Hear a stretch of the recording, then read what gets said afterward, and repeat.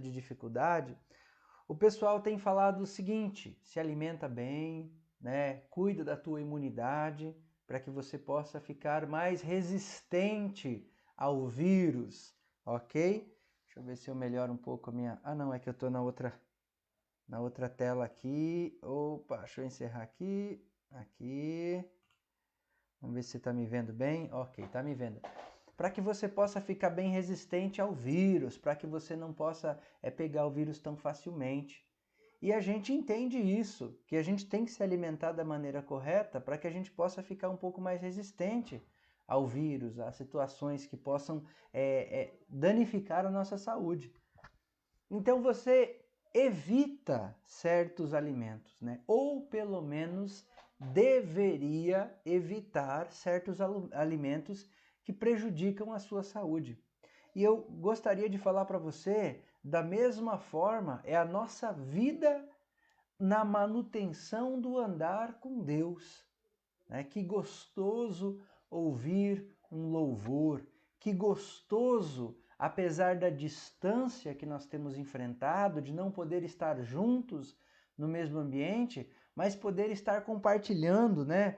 Quando eu vejo aqui, por exemplo, o Goga, o Reinaldo, né? O seu Oséias, que sempre está com a gente aqui, a Kelly também, né? Tava terça-feira, tá hoje de novo.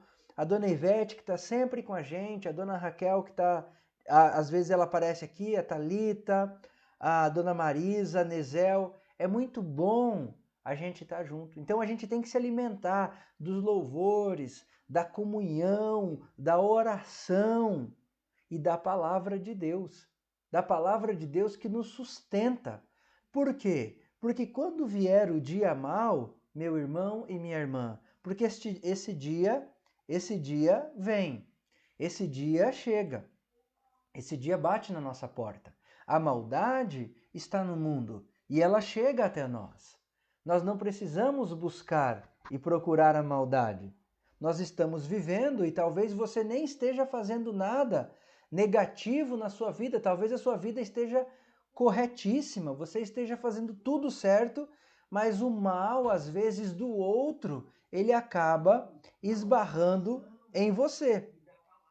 E para que isso seja abrandado, nós temos que estar na palavra de Deus, na palavra do Senhor, ok? Então, né, eu tô começando a mudar. Ô, Luana, boa noite, Luana! Pessoal, se você tá aí na live, às vezes a gente não consegue te enxergar, tá bom? Então eu peço que você manda aí pra gente um boa noite, tá? Para que a gente possa estar respondendo você, ok? Então, né, hoje, aquele dia eu estava procurando a Bíblia aqui, eu não estava achando, e daí hoje eu já deixei mais certo aqui. Né? Nós temos aqui a nossa Bíblia Sagrada, a Palavra de Deus, e nós vimos como essa Bíblia demorou para chegar até nós. Essa Bíblia, ela sofreu, pessoas morreram, foram queimadas para que essa Bíblia pudesse chegar até nós. Recentemente eu estava ouvindo um pouco sobre história e a gente não tinha a Bíblia na nossa língua portuguesa. Nós não tínhamos. Só tinha unicamente no latim e talvez em outras línguas, mas não tinha. Então, nós conseguimos, através de muita luta, de guerra, de batalha, ter a Bíblia para nós lermos. Então, quando você estiver no seu momento de aflição, pega a sua Bíblia, meu irmão. Pega a sua Bíblia, pega o seu smartphone e leia e comece a pedir ao seu Deus, ao seu Criador, que traga forças para você de onde não tem, tá? Então, o que nós vimos aqui nesses dias de estudo sobre a Bíblia? Ok? Então, eu já deixei algumas coisas aqui preparados, tá bom? Para que nós pudéssemos estar vendo hoje, né? Nós pudéssemos estar vendo hoje. Nós vimos aí, vamos ver se eu consigo passar. Vamos ver se eu passar aqui. Nós vimos aí sobre a língua que foi escrita a Bíblia, ok? Vamos ver aqui, beleza, tá certinho, vamos transitar para cá, ótimo, aí deu certo, ó, você já tá vendo aí. Nós vimos a língua que a Bíblia foi escrita, né? Ela não foi escrita em português, então nós vimos que ela foi escrita ali uma parte em hebraico, um outro pedaço, ela foi escrito em aramaico, uma outra parte da Bíblia, ela foi escrita em grega. Aí depois nós vimos, né? Eu estava vendo aqui hoje um material sobre quais materiais que foram usados para escrever as escrituras, né? Qual material que foi usado, né? Daí a gente tem ali o papiro, o pergaminho, o, o velino, né? Um couro de animal. Aí depois cerâmica do Egito, depois pedra, né? Madeira também. E aí usavam o cisel, usavam estilete de metal, depois usavam a pena. E foi vindo essas escrituras sendo colocadas de maneira mais acessível para mim e para você, para que nós pudéssemos tê-las aqui em nossas mãos, na nossa biblioteca, na nossa casa. Nós vimos também, queridos, que toda a escritura ela é inspirada por Deus. Aí nós vimos um pouco aqui o que é inspiração. Não é aquele negócio maluco que as pessoas às vezes falam: "Ah, eu tô tendo uma revelação de Deus que um monte de gente vai morrer. Ah, eu tô tendo uma revelação de Deus que não foi desta forma", né?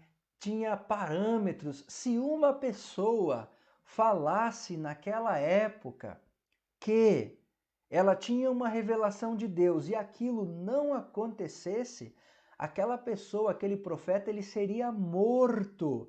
Ele seria morto pela comunidade. Hoje não, se alguém falar e não acontecer, tá tudo bem, né? Vamos deixar, vamos considerar. Então, as escrituras foram inspiradas por Deus, tá bom? Então, aí esse versículo está lá em 2 Timóteo 3,16. Depois nós vimos, acima de tudo, saiba que nenhuma profecia da Escritura, nada que está escrito aqui, meu querido irmão, é unicamente de vontade de um homem. Ele não poderia escrever unicamente da vontade dele. Muitas outras pessoas escreveram outros livros. Existem livros chamados apócrifos que não foram inspirados por Deus. E você pode ter acesso a esses livros na internet, e talvez em biblioteca, se ainda a gente achar alguma, mas você pode ter acesso a esses livros. Livrarias, você pode de repente até achar, mas esses livros não foram inspirados, falados, soprados, comunicados por Deus. Então todos os livros que estão aqui, eles foram inspirados por Deus para que eu e você tivéssemos a palavra de Deus nas nossas mãos. Depois, o que nós vimos, né? Que as escrituras, elas foram escritas dentro de um período, de uma janela, de um período de 1.600 anos, mais ou menos, né? 1.600 anos. Então, um escreveu, vamos dizer, no ano 1599, alguma coisa assim, e o outro no ano 1000. Então, esse período foi o período que a Bíblia foi escrita. Ela foi escrita em 3 continentes diferentes: Europa, Ásia e África. E olha só que coisa interessante, né? Vamos ver quem que está ali na live para a gente poder dar uma falada aí, né, seu Oséias? Não teve ninguém, não teve nada das escrituras que foram escritas aqui no Brasil. Não teve uma parte das escrituras que foram escritas na América do Sul. Elas foram escritas na África, na Ásia e na Europa. Então, é muito importante que eu e você, né, que está querendo entender as escrituras, que está querendo ter uma compreensão mais perto do contexto original das escrituras, que possamos compreender um pouco do contexto de onde essas escrituras foram escritas, ok? Aí depois nós temos as línguas, que eu já falei para os irmãos, E o propósito principal das Escrituras, o propósito principal, porque as Escrituras elas servem para ensinar, para corrigir, para muitas outras situações, mas o propósito principal das Escrituras é que eu e você possamos conhecer o plano de salvação de Jesus. O plano de salvação. Esse é o principal objetivo das Escrituras. Deus quis trazer uma mensagem para que eu e você pudéssemos conhecer o plano de salvação, tá bom? Então, nós vamos estudar, né? Temos ali quantas interpretações vocês acham que a Bíblia tem. A Luana, a Kelly, acho que vocês já fizeram essa lição, tá? Então, quantas interpretações? A Bíblia não tem várias interpretações. Ela tem uma interpretação. Mas como assim, pastor? Como assim só uma interpretação? Eu gostaria que você, talvez você não faz isso mais, mas faz sim, agora eu lembrei que faz. Você manda uma mensagem para o teu marido, né? O Reinaldo tá aí ainda, eu acho que ele tá, e eu sei que ele pega a Luana no final do trabalho, lá na empresa dela. E aí a Luana manda uma mensagem para mim, para o Reinaldo, dizendo assim: Reinaldo, venha me buscar aqui no meu trabalho às 6h30, né? Que ela sai às 6, o Reinaldo vai buscar lá às 6h30. Será que o Reinaldo ele pode interpretar esta mensagem da maneira que ele quiser? Será que ele possa pensar, ela está escrevendo aqui às 6h30, mas eu vou às 7h30. Não, ela está escrevendo 6h30, mas eu vou 3h30. Ela está escrevendo aqui 6h30, mas eu vou lá 00:30. Não, ela está escrevendo uma mensagem que é para ele entender a mensagem que ela está falando. Eu sei que muitas vezes eu e você gostamos de, puxa vida, né? Deus está falando comigo. Amém, ele está mesmo, ele quer falar com você. Mas ele tem um propósito com as Escrituras, meu querido irmão. Ele tem um propósito de trazer um conhecimento específico para você das Escrituras. Não é o conhecimento que você quer, mas é o conhecimento que Deus está trazendo para você. Então, quando nós estamos lendo as Escrituras, quando nós estamos estudando as Escrituras, nós temos que buscar entender o que o autor está escrevendo, não o que eu quero saber para mim, da minha forma, né? Então, eu lembro, né, que o Reinaldo estava aqui não foi nesse dia, a gente estava limpando a horta juntos e a gente estava vendo sobre a exegese e a hermenêutica, né, seu Almiro? Seu Almiro, se está aí com a gente também, né? Pessoal aí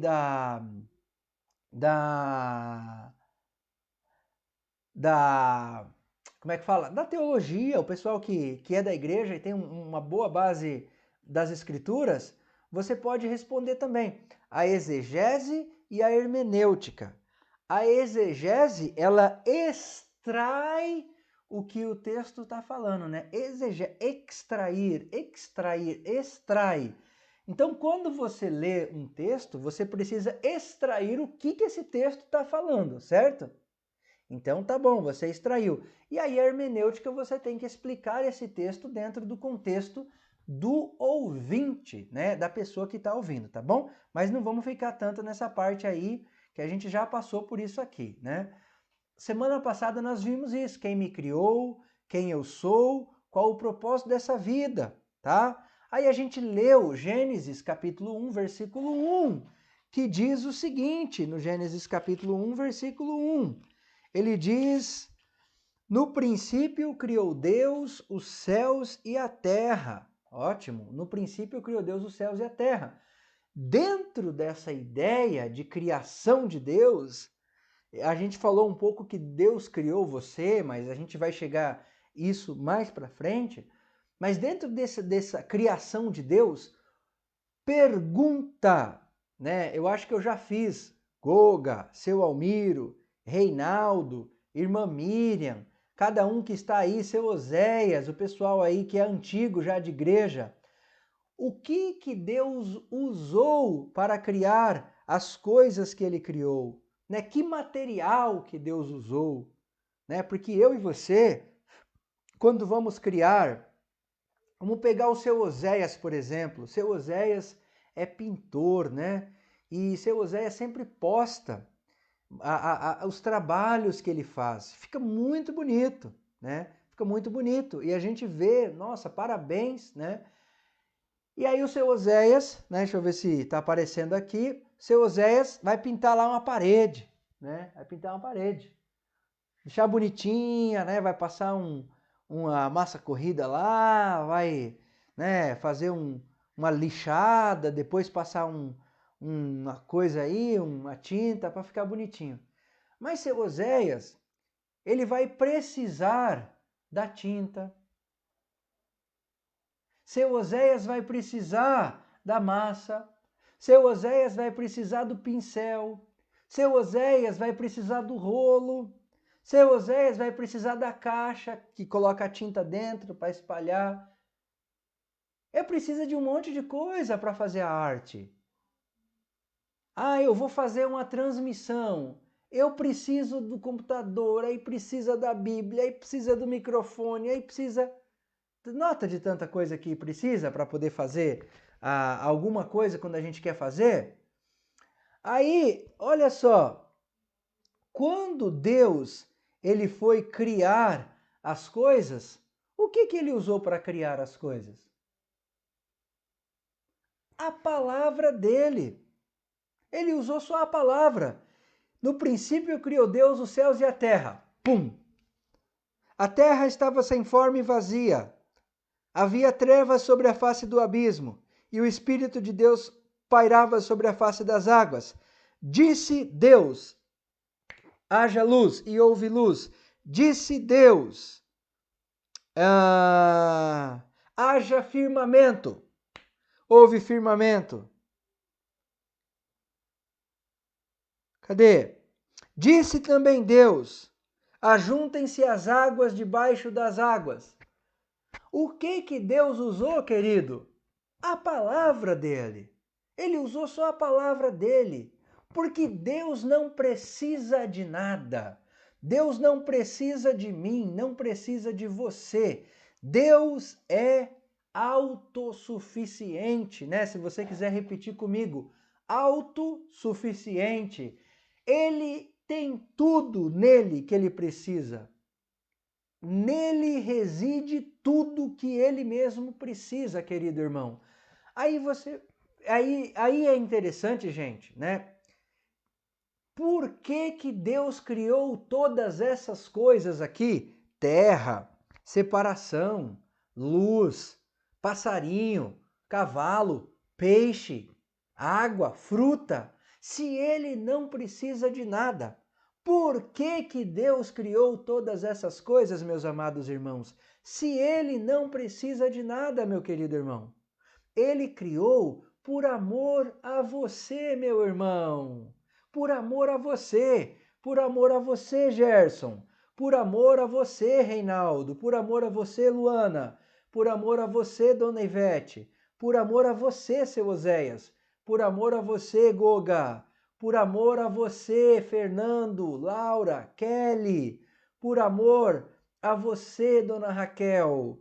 Por amor a você, Talita, por amor a você, Marisa, por amor a você, Nezel, por amor a você, Dona Zaira, por amor a você, quem mais está aqui conosco?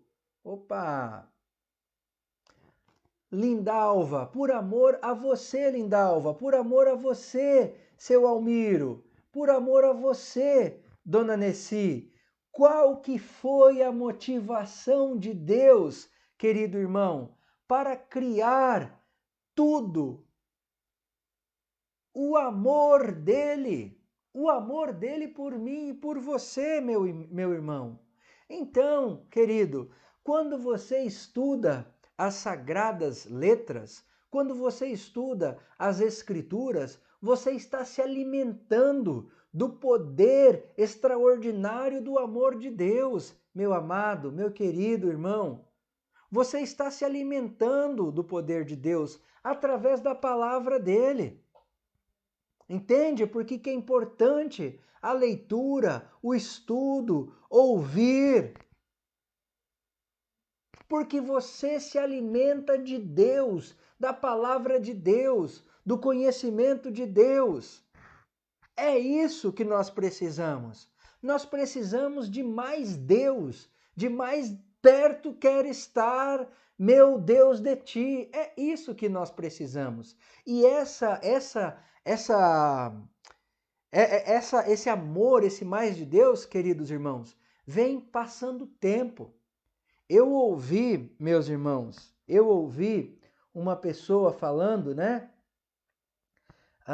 Que quanto mais tempo ele estava casado com a esposa dele, quanto mais tempo ele estava junto, ele estava amando cada vez mais a esposa dele.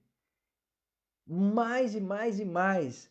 Porque ele estava conhecendo mais ela, vendo o amor que também ela tinha por ele.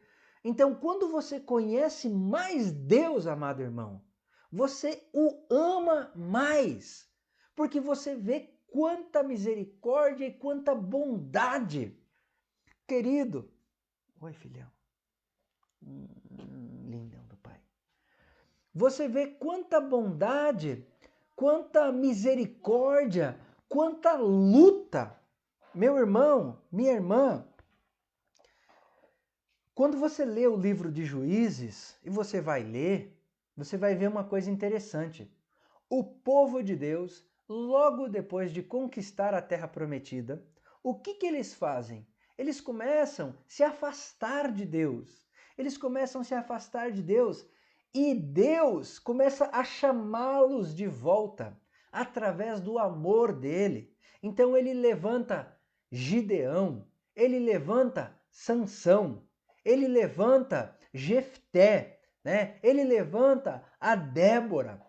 Para quê? Para salvar o povo dele, para que o povo possa voltar para ele, porque ele é misericordioso. O povo estava pecando, o povo estava se prostituindo, o povo estava, queridos irmãos, adorando outros deuses.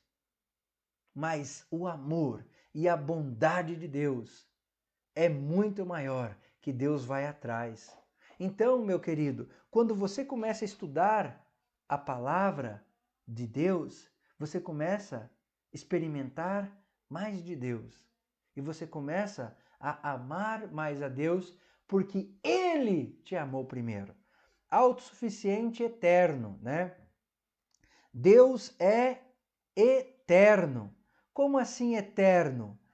Deus não começou a existir a partir do momento que ele criou a terra, os céus e a terra. No princípio criou Deus os céus e a terra. Não! Deus, ele sempre existiu. Se você pensar 10 mil anos atrás, Deus já existia. 20 mil anos atrás já existia. 100 mil, 200 mil, 300 mil, 1 milhão, 2 milhões. Deus sempre existiu. Ele é eterno. Ele não tem começo e não tem fim. Ele sempre existe, tá bom? Deus é supremo. Ele é maior. Ele está sobre todas as coisas, querido. Gente, quanto pavor muitas vezes, muitas pessoas têm de repente uma decisão de um político, de um líder. Queridos irmãos, quem criou todas as coisas pela palavra do seu poder foi o eterno Deus. E se você, querido irmão, já colocou a sua fé nesse Deus verdadeiro, é o teu Pai. Não é só o Deus lá em cima, ele é o teu Pai. Então, o teu Pai, ele está sobre todas as coisas. Quando ele quer que alguma coisa aconteça, ele faz acontecer. Quando ele quer que pare, ele manda parar. A Bíblia fala que Elias era homem semelhante a nós e orou a Deus para que chovesse e choveu. Orou a Deus para que parasse de chover e parou de chover. Queridos irmãos, é Deus. Ele manda parar e ele manda chover. Ele manda abrir o mar e ele manda fechar o mar. Ele manda sair água da rocha e ele manda não sair. Quando o povo de Israel estava cercado em Samaria pelos inimigos, o anjo do Senhor, durante a noite, ele veio e desbaratinou 176 mil soldados. O povo não precisou lutar. Quando Gideão foi com seus 300 homens, Deus colocou um medo, um pavor naquele povo, que eles se destruíram sozinhos. Queridos irmãos, nós precisamos conhecer de Deus. Quando houve um debate, né, uma deliberação sobre a perseguição dos apóstolos lá no Novo Testamento, se eu não me engano, Gamaliel fala, não precisamos nos intrometer, porque se for de Deus, não tem como nós impedir. Mas se não for, vai acabar e não vai dar em nada, meus irmãos. Quantos homens da história passaram e você ainda sabe que existiu Jesus? Quantos homens que foram grandes em seus momentos, mas você não sabe mais, sumiram na história. Mas Jesus ainda está, né, como diria o reverendo Hernandes Dias Lopes, sobrancelho, grande e poderoso e assentado no trono. Imagine este Jesus trazendo esta palavra aqui para mim e para você. Este Deus trazendo. Meus irmãos, né, quantos pecados nós já cometemos só nesse mês que começou agora, dia 8? E mesmo assim a misericórdia de Deus está se renovando sobre a nossa vida. Imagina, hoje o William pecou mais do que 5 vezes, não vai comer. Hoje o William está sendo um mau marido, né? Não vai ir no banheiro.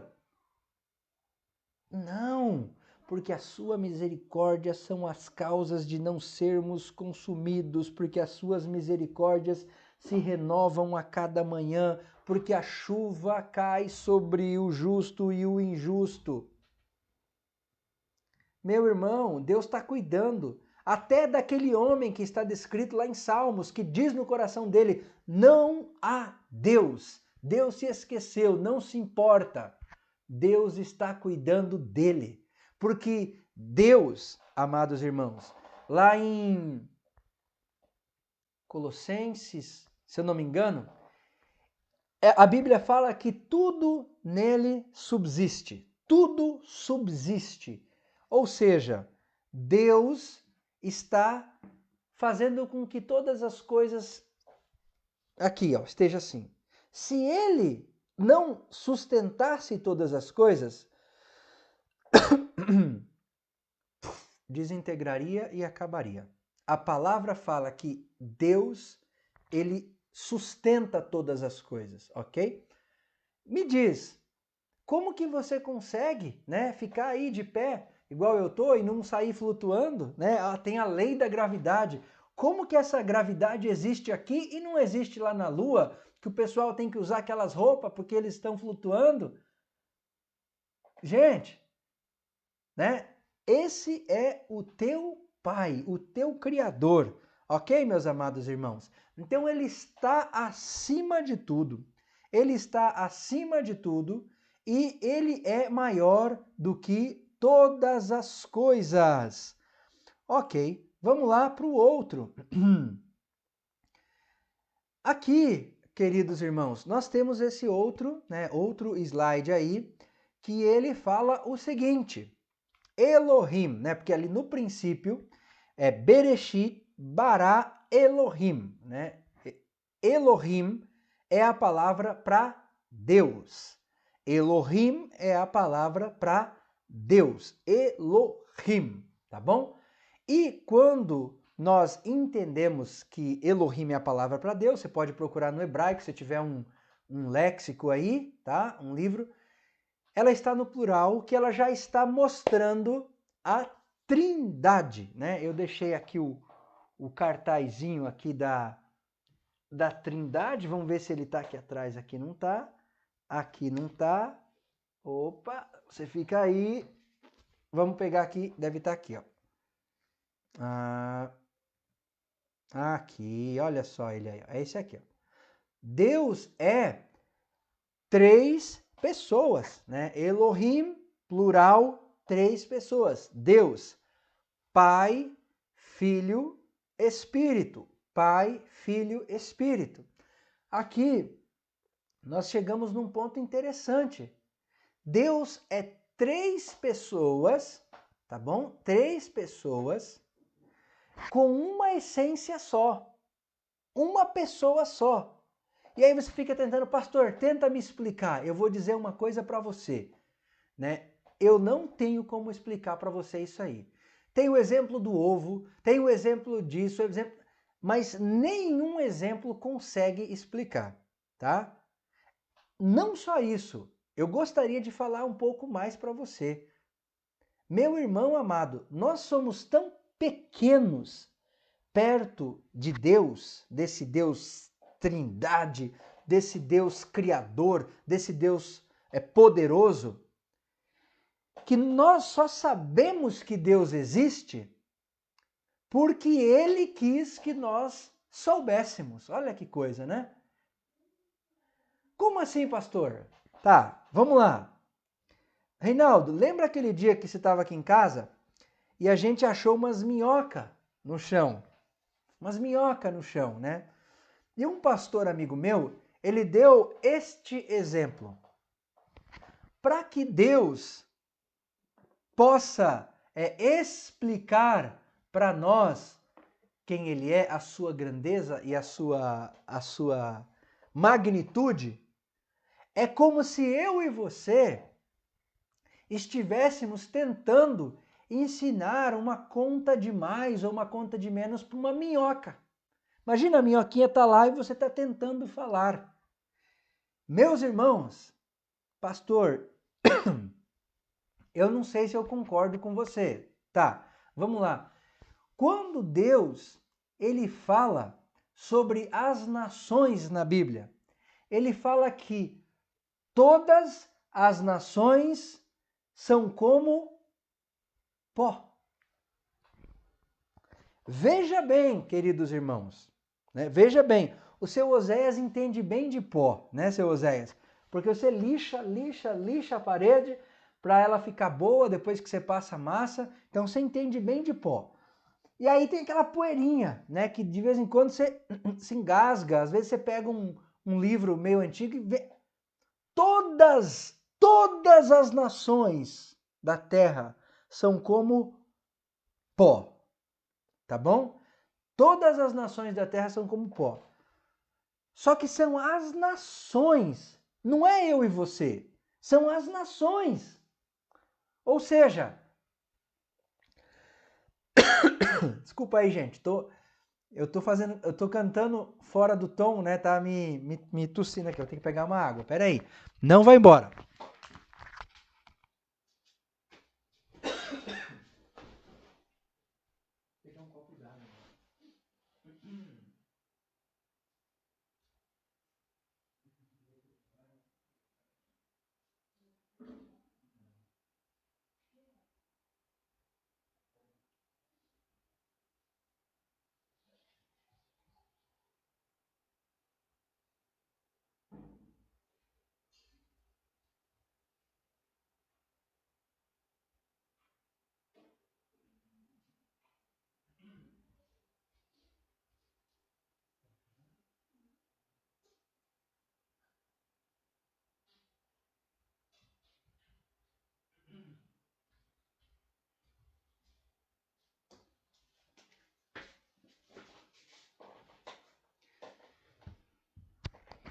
Todas as nações são como pó. Então são todas, não é só eu e você. Então nós somos muito pequenos para Deus.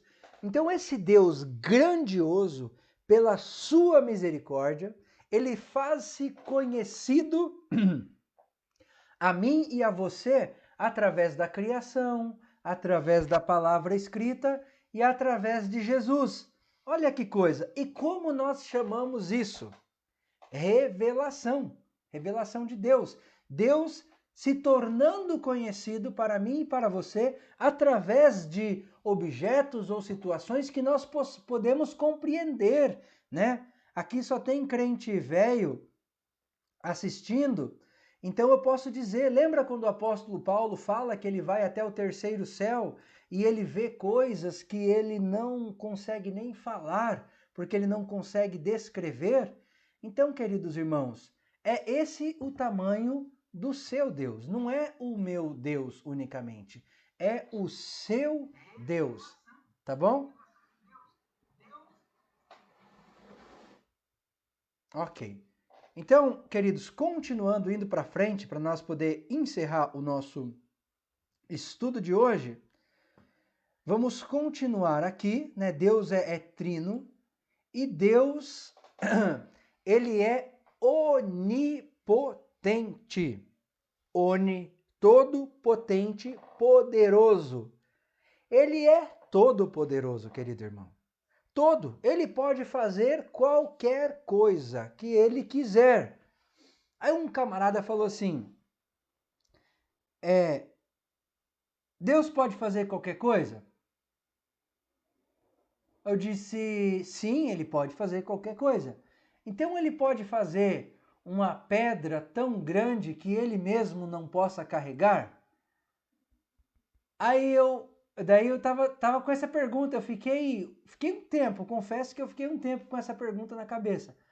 Aí depois um cara chegou e falou assim, ô William, mas por que Deus ia fazer um negócio desse? Tipo, vamos supor, né? Dar um exemplo para você. Você pode comer terra.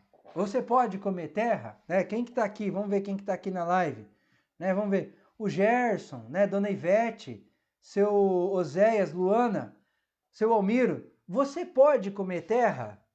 Sim, eu posso comer terra. Você vai comer terra? Lógico que não. Porque eu vou comer terra? Não sou, né? Não quero comer terra. Se bem que quando a gente era criança, a gente acabava comendo terra, né? Então, mas Deus é todo-poderoso, mas Deus não vai agir contra ele próprio, né? Uma coisa tão ok? E Deus, né? Qual que é o outro aqui? Deus é onisciente, onisciente. O que é onisciente?